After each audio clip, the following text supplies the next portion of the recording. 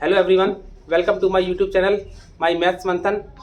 और आज हम शुरू करने जा रहे हैं नेक्स्ट चैप्टर, जिसका नाम है गुणनखंड, गुणज एवं उनके गुण। तो सबसे पहले हम आप लोगों को गुणनखंड और गुणज क्या होता है इसके बारे में बताएंगे। चलिए शुरू करते हैं। तो पहला जो पॉइंट दिया गया इसमें, यहाँ पे दिया गया गुणनखंड। गुणनखंड को इंग्लिश में बोलते हैं फैक्टर। जैसे कोई संख्या 6 है या कोई भी आप संख्या लेते हैं, हमने एक 6 संख्या मान ली है, इसको फैक्टर बोलते हैं। ये संख्या किस किस संख्याओं से कट जाएगी, किन संख्याओं से ये पूरी डिविजिबल है, किन संख्याओं का इसमें भाग चला जाएगा, ठीक है ना, वो संख्याएं हमको देखनी होती हैं और वही इनके गुणनखंड हो जाते हैं। तो 6 में सबसे पहले कोई भी संख्या हो, हर एक संख्या में 1 से भाग जाता है। ऐसा कोई भी नंबर नहीं है जिसमें 1 से डिवाइड ना होता हो। तो सबसे पहला गुणनखंड जो होगा किसी भी संख्या का, वो हो जाएगा 1। उसके बाद में सबसे बड़ा गुणनखंड जो होगा वो स्वयं वो संख्या होगी जिस संख्या को आप लेके उसके गुणनखंड निकाल रहे हैं। हमने यहाँ पे 6 लिया है, तो यहाँ पे सबसे बड़ा जो गुणनखंड होगा वो क्या होगा, 6। अगर आप क्या कहते हैं 26 लोगे, तो सबसे बड़ा गुणनखंड जो होगा वो क्या होगा, 26 होगा। सबसे छोटा तो फिक्स है 1 होगा। सबसे बड़ा गुणनखंड वो होता है जो कि संख्या दी रहती है, जो संख्या दी होगी वो संख्या स्वयं उसका सबसे बड़ा गुणनखंड होगी। अब इसके बाद में आपको इन दोनों के बीच में देखना है बस। 1 के बाद में क्या आता है, नंबर 2। क्या ये 2 से डिवाइडेड है? Yes sir. तो ये 2 हो जाएगा। नेक्स्ट इसके बाद में 3। तो ये 3 से डिवाइड हो जाएगी? Yes sir. 4? No sir. 5? No sir. ये 4 और 5 से डिवाइड नहीं होगी, तो इसके बाद नेक्स्ट नंबर आ जाता है 6। यहाँ पर ये 6 हो गई, तो ये इसके 4 जो है, इनके 4 गुणनखंड हो गए। क्लियर? Yes sir. तो आप एक चीज याद रख लीजिए, जो सबसे छोटा गुणनखंड है वो 1 होना है, फिक्स है। ये हर एक संख्या का गुणनखंड 1 होगा ही होगा, ठीक है। उसके बाद में ये जो 6 दिया गया है, ये 6 हमने इसलिए लिखा है क्योंकि यहाँ पर जो संख्या थी वो 6 थी। जैसे मान लीजिए आप किसी भी नंबर को ले, 24 को ले लेते हैं। तो देखिए होता क्या है, आप लोग बहुत कंफ्यूज हो जाते हैं। एक सिंपल सी ट्रिक याद रखिए और तरीका याद रखिए, उसको आराम निकल जाएगा। पहले 1 है, अगर आप 1 से 24 डिवाइड करेंगे तो क्या आ जाएगा, 24। ठीक। या फिर आप ऐसा समझ लीजिए, सबसे छोटा 1 था और सबसे बड़ा क्या होना, वही संख्या जो दी गई है। फिर नेक्स्ट क्या आएगा इसके बाद में, 2। और 2 से 24 में भाग देंगे तो क्या मिलेगा हमको, 12। तो इधर से नेक्स्ट नंबर क्या हो जाएगा, 12। फिर क्या आएगा, 3। जब 3 से भाग चला जाएगा पूरा कितनी बार, 8 बार। इधर वाला नंबर क्या हो गया, 8। 4 से जाएगा, कितनी बार, 6 बार। 6 बार। फिर 5 से, फिर 6 से। अब आगे जो संख्या भाग देने वाली है वो हमने पहले निकाल के रख ली है। आपको आगे वाली संख्या नहीं ढूंढनी पड़ेंगी। आधी संख्याएं केवल मालूम कर लीजिए कौन कौन सी हैं, बाकी आधी आपके पास अपने आप आ जाएंगी। अगर आप ऐसे नहीं करते हो तो फिर क्या होता है, जैसे मान लीजिए हमने निकालना है, कोई और संख्या ले लीजिए, 32 ले लिया हमने, ठीक है। अब इसमें आप क्या करो, सबसे पहले 1 आपको पता है और एक लास्ट वाला पता है कि 32 नंबर होना ही होना है। फिर आपने 2 से भाग दिया, हाँ 2 से भाग जा रहा है, 2 लिख लिया। अब है क्या, हमने यहाँ पर थोड़ा सा टाइम वेस्ट किया। आपने पहले तो देखो कि 2 से भाग गया कि नहीं गया, और फिर गया तो उसके बाद में कितनी बार गया ये भी निकल ही आता है, कि डिवाइड कर देते हैं आप लोग कभी कभी। और यहाँ पर हमने क्या किया था, जितनी बार डिवाइड गया 2 से 12 बार गया था, तो हमने 12 को यहाँ पे लिख दिया था। अब आपने इसको नहीं लिखा है, अभी इतना ही छोड़ दिया। अब 3 से देखेंगे, 3 से भाग नहीं जा रहा है। फिर 4 से चला जाएगा, फिर 5 से नहीं जाएगा, फिर 6 से नहीं जाएगा, 6 से नहीं जाएगा, फिर 7 से भी नहीं जाएगा, 8 से चला जाएगा, फिर 9 से नहीं जाएगा, फिर 10 से, 11 से। तो हमें करना क्या पड़ा, हमको 32 तक हर एक नंबर को 1 बाई 1 देखना पड़ा। यही तो कर रहे हैं हम।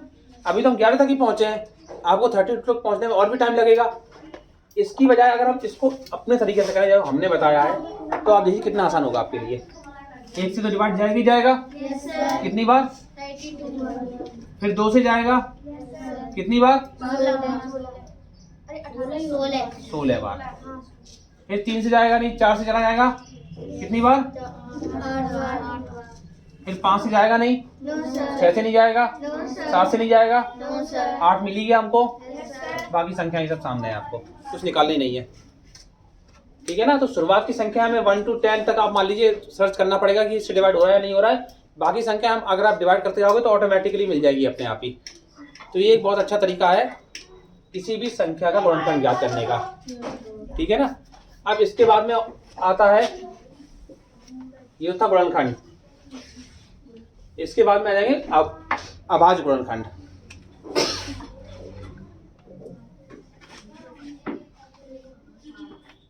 अभाज्य गुणनखंड, अभाज्य गुणनखंड क्या होते हैं?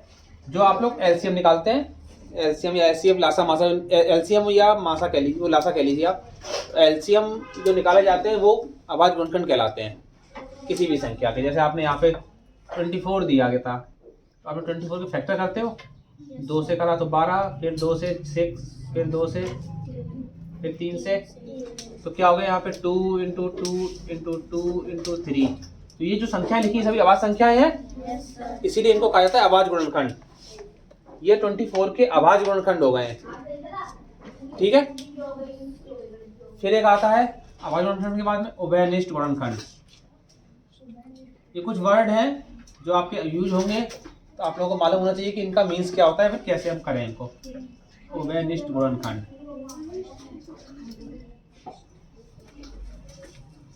यहाँ पे लिए 24 और 36। अब 24 को हम ले सकते हैं क्या, 24 और 36, 6 × 4, 6 चौको 24, और 36 को ले सकते हैं क्या, 9 × 4। तो देखिए इसमें 4 आ रहा है दोनों में, तो जो संख्या कॉमन आ गई, उभयनिष्ठ को इंग्लिश में बोलते हैं कॉमन। उभयनिष्ठ की इंग्लिश है कॉमन, ठीक है ना। तो जो भी नंबर कॉमन आ रहा होता है वो इसका गुणनखंड हो जाता है। एक तरीका ये है। दूसरा ये कि हम इसके 24 और 36 के हम फैक्टर कर लें, जैसे आप लोग कर रहे थे। तो इसका 1 होगा पहले, हो जाएगा 1 के बाद में 24, इस तरह फिर क्या आएगा 2, फिर 12, 3, 8, 4, 6, फिर 5 में जाएगा नहीं, 6 हो गए, ये इतने हो गए। अब इसका जब 36 अगर आपने तो 1 और यहाँ पे 36, 2, 18, 3 से जाएगा 12, 4 से नहीं जाएगा, 4 से चला जाएगा 9, और 6 चला जाएगा, 6 बार ही जाएगा, ठीक है। उसके बाद फिर 6 के बाद में फिर 6 बार चला गया, फिर 8, 7, 8 है नहीं, 9 से चला जाएगा। अब आप देखिए इन दोनों में कॉमन क्या क्या आ रहा है हमारे पास में। तो सबसे पहले क्या कॉमन मिल गया इसमें, एक 4 मिल गया, एक 2, 3, 4, ये तीनों मिल गए थे। इधर आप देखेंगे तो ये हमें 6 भी मिल रहा था, ठीक है ना। तो ये सभी इसमें कॉमन वाले हो जाते हैं। एक ये भी होता है, ये 12 मिल गया, तो ये क्या हो गया इसका कॉमन फैक्टर, ठीक है ना। इन दोनों में जो दोनों संख्याओं में सम्मिलित हैं वो इनके कॉमन फैक्टर हो गए हैं, ओके। जिनका गुणनखंड जो दोनों में आ जाए वो संख्याएं गुणनखंड, उभयनिष्ठ गुणनखंड कहलाती है। क्लियर सभी को? चलिए, तो ये तो थे गुणनखंड। इसके बाद में आते हैं गुणज।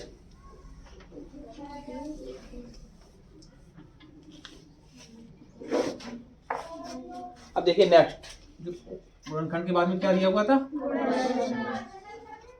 हम गुणनखंड बताया हमने और उसके गुण बता दिए। अब गुणज बता रहे हैं और उसके गुण बता रहे हैं कि क्या क्या उनके अंदर क्वालिटी होती है, ठीक है ना। तो गुणज क्या होता है, किसी भी संख्या गुणज उसका पारा समझ लीजिए आप, टेबल।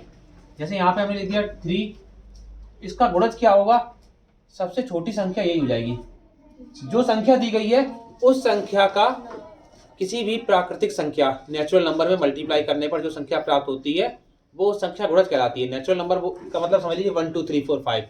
3 का गुणा 1 में कर दोगे तो, 2 में कर दोगे तो 6, 9, 12, ठीक है ना। तो देखो टेबल ही बन जाती है बिल्कुल। ये आप करते जाओगे, आपने अगर 10 का निकालोगे 10 का क्या हो जाएगा, 10, 20, 30, 40, तो ये इनके गुणज है। तो एक अंतर समझिए आप छोटा सा, गुणज और गुणनखंड में अंतर क्या हुआ। दोनों क्वेश्चन कभी भी एक साथ आ जाते हैं तो आप लोग कंफ्यूज हो जाते हो कि गुणज क्या है और गुणनखंड क्या है।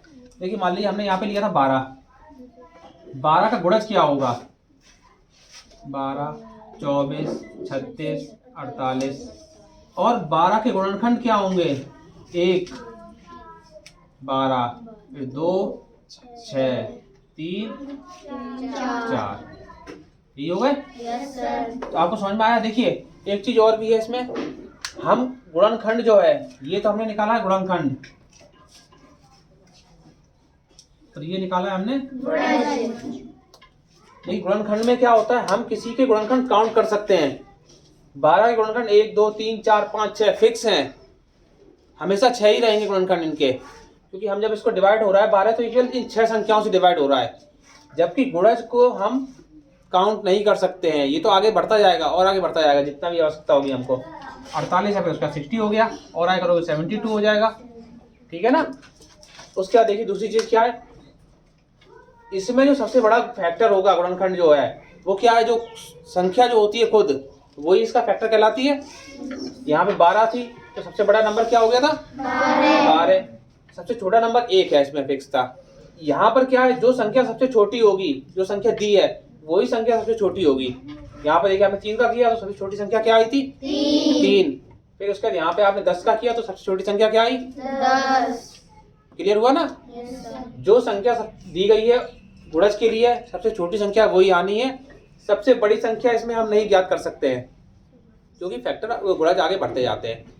इधर जो है गुणनखंड, इसमें सबसे छोटी संख्या 1 होती है और बड़ी संख्या सबसे वही होती है जो संख्या दी रहती है, ठीक है ना। गुणनखंड जो होते हैं इनको हम काउंट कर सकते हैं, फिक्स है इनकी वैल्यू 1 2 3 4 5 6, इसके 6 हुए हैं तो 6 ही रहेंगे 12 के हमेशा। अगर आप 16 के निकालेंगे तो उसका 16 के डिफरेंस आ जाए 1 फिर 3 2 8, फिर उसके बाद में 3 से जाएगा 4, बस 4 से 4 हो गया, बस यही है इसके 1 2 3 4 5, इसके 5 हैं, इस वाले कितने थे?